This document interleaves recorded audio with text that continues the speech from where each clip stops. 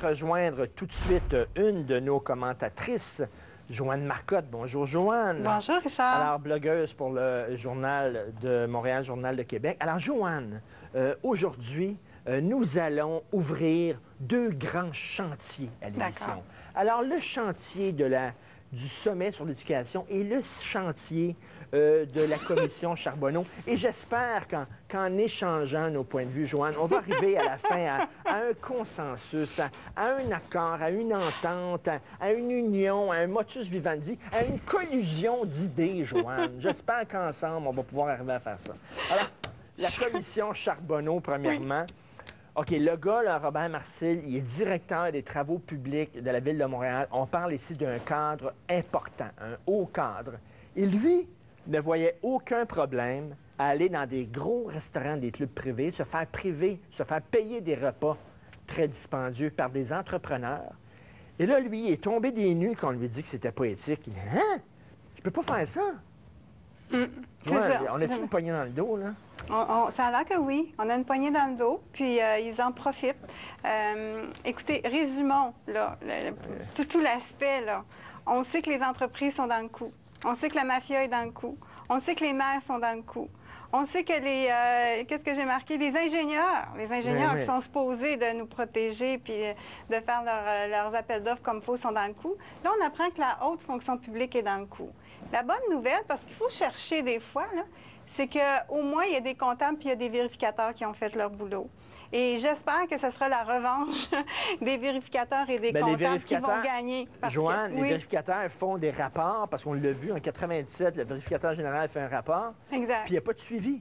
Il donne le rapport, puis après ça, il s'en va sur un autre dossier, puis il ne dit pas après 6 mois, et qu'est-ce qui arrive avec mon rapport, soudainement? Et oui, il y a ça. Puis y a-t-il quelque chose qui empêche un vérificateur de cogner à la porte d'un journaliste puis de lever un flag? Il me semble que moi, si j'étais journaliste dans ce domaine-là, et journaliste économique, je veux dire, prenons par exemple le journaliste Michel Hébert, il n'y a pas grand-chose qui lui échappe quand le rapport du vérificateur général sort. Là, il décortique tout ça, puis il nous apprend, puis il fait le suivi, puis tout. Est-ce que ça existe au niveau municipal, ça, cette espèce de suivi rigoureux-là des vérificateurs? Puis je pense que ça manque. C'est un des constats importants, à mon avis. Il faudrait leur donner vraiment plus de dents que ça. Reste avec nous, Joanne. On va reprendre ce chantier-là et peut-être en arriver à un genre harmonie. En harmonie, un consensus ensemble après la pause, chers camarades. D'accord. Toujours avec Joanne Marcotte. Et Joanne, tu vas être contente, à 13 h, on annonce un point de presse du ministre Pierre Duchesne qui va nous dire à toute la population à quel point ce sommet est une victoire pour l'ensemble des Québécois et Québécoises. C'est une victoire, premièrement, parce que les étudiants ne paieront pas cher leur hausse, et c'est une victoire parce que les contribuables vont payer davantage. Et on sait que les contribuables aiment ça payer. C'est dans notre nature. Bien sûr. C'est une victoire pour tout le monde. C'est gagnant-gagnant. C'est ça l'affaire. Alors, c'est annoncé à 13 h. Bien sûr, le temps de se préparer. Mme Marois va être là aussi, donc 13 h, 13 h 15. Alors, on revient. Puis j'espère qu'on va voir Léo Bureau-Blouin. Moi, je trouve que ça fait... On le voit pas assez souvent. Oui, il est en train d'enlever la peinture de son bureau. Peut-être. Et sur Twitter, sur son compte Twitter, Gabriel Nadeau-Dubois, il dit qu'il va être présent au manif à 14 h. Alors, si vous vous ennuyez de Gabriel Nadeau-Dubois, il va être là, il va faire une performance aussi. Ça va être une belle journée. Ah oui, il va pleurer sur le 1,35 $ par semaine de plus qu'on demande de payer. Donc, alors, revenons, parce que on paye pour tous les contribuables, hein, puis on paye, là. Alors, on l'a vu hier, des travaux qui coûtaient 85 % de plus que partout ailleurs au Québec. À Montréal. Évidemment, la fonction publique, Joanne, moi, mon idée, là, c'est qu'on a créé une fonction publique, puis on les chouchoune. Hein? On les chouchoune, on les paye bien, puis ils sont bien protégés, puis ils ont des bons fonds de pension, puis tout ça, pour que ces gens-là, justement, nous protègent. Protègent le public québécois. Joanne, est-ce que tu te sens protégée par la fonction publique de Montréal, par exemple? Totalement. Complètement, hein? Oui, c'est ça. Non, mais c'est triste, là, parce qu'effectivement, il y a la population montréalaise, mais c'est tout le Québec qui perd, là. Puis on voit le grand stratagème, là. J'imagine que même chez les enquêteurs ou chez les commissaires de la commission Charbonneau, commence à voir se dessiner le grand stratagème, là. Puis il se décante en deux temps, d'après ce que je peux comprendre, là. C'est d'une part, il faut éliminer la concurrence, la compétition. Il faut s'organiser pour qu'il y ait un environnement fermé, soit par la force, soit en entretenant des relations d'affaires très, très intéressantes, ou soit en achetant des fonctionnaires. T'sais. Donc, éliminer la concurrence, donc fermer vraiment. Et puis, l'autre stratagème, c'est de disqualifier la compétition. Et là, moi, cet aspect-là, il n'a pas été encore abordé, mais j'ai hâte qu'on y arrive. Puis, il y a un bel article dans le journal ce matin qui fait état, là, vous savez, d'une presque collusion dans les contrats de ménage dans les universités. Oui. Puis moi, pour avoir déjà participé à l'analyse d'un appel d'offres, l'énonciation des critères, là, y est pour beaucoup, même jusqu'à un point où on peut carrément éliminer la compétition. On lit l'appel d'offres, puis on sait pertinemment bien qui va ressortir de là.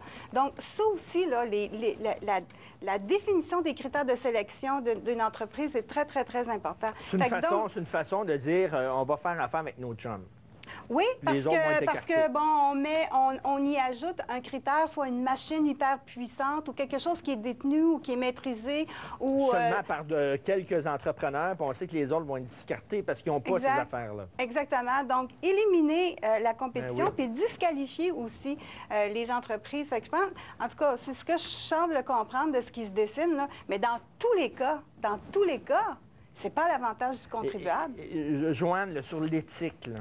Quand je suis rentré ici à LCN TVA comme animateur, on m'a remis un code d'éthique.